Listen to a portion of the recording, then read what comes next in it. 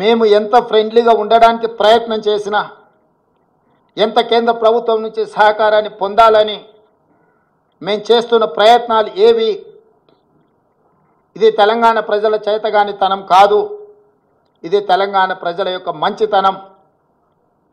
అందుకే సవరించిన బడ్జెట్లోనైనా నిర్మలా సీతారామన్ గారికి అవకాశం ఉంది.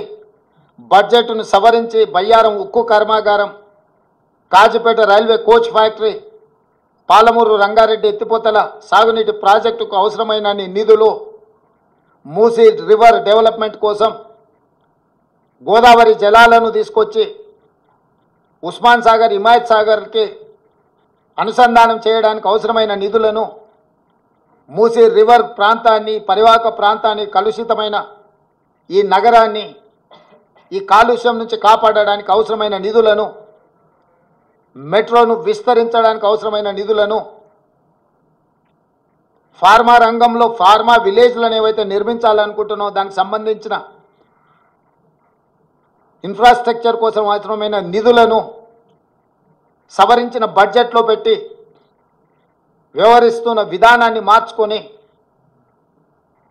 కక్షలు వివక్షలు పక్కన పెట్టి తెలంగాణ రాష్ట్ర అభివృద్ధికి సహకరించాలి. అట్లా కాకుండా వ్యవహరిస్తే భారతీయ జనతా పార్టీకి తెలంగాణ రాష్ట్రంలో నూకలు చెల్లినట్టే. ఉపన్యాసాలు ఇవ్వడం కాదు కిషన్ రెడ్డి గారు, ఢిల్లీ నుంచి ఏం నిధులు తెచ్చినో ప్రజలకు జవాబు చెప్పు. మీ చేతగానితనం, మీ బలహీనత, మీ మౌనము,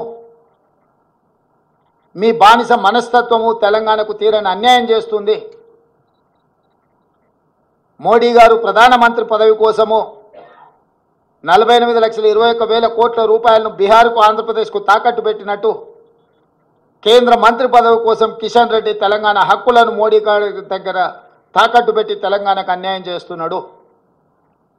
అందుకే రేపటి జరగబోయే శాసనసభ సమావేశాలలో ప్రశ్నోత్తరాల సమయం పూర్తి అయిన వెంటనే మా లెజిస్లేటివ్ అఫైర్స్ మినిస్టర్ మిత్రుడు శ్రీధర్ బాబు గారికి నేను సూచన చేస్తున్నా, ఈ వివక్షను, ఈ కక్షాపూరితమైన వ్యవహారాన్ని తిరస్కరిస్తూ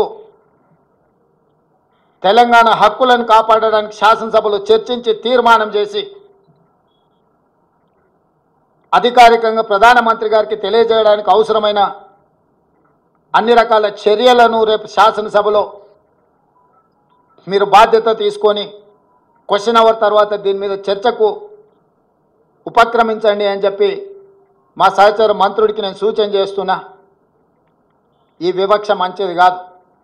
ఈ వివక్షనే తెలంగాణ రాష్ట్రం అవతరించడానికి, ఈ వివక్షనే ఇతరుల యొక్క ఆధిపత్యం మీద ప్రజలు ఇచ్చిన తీర్పు, ఈ రాష్ట్ర ప్రజలు ఇచ్చిన తీర్పు 2023.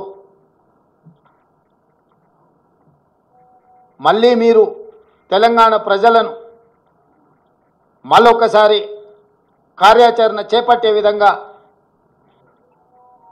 మాకు తప్పని పరిస్థితి కల్పించవద్దు అని చెప్పి ప్రధానమంత్రి గారికి నేను విజ్ఞప్తి చేస్తున్నా.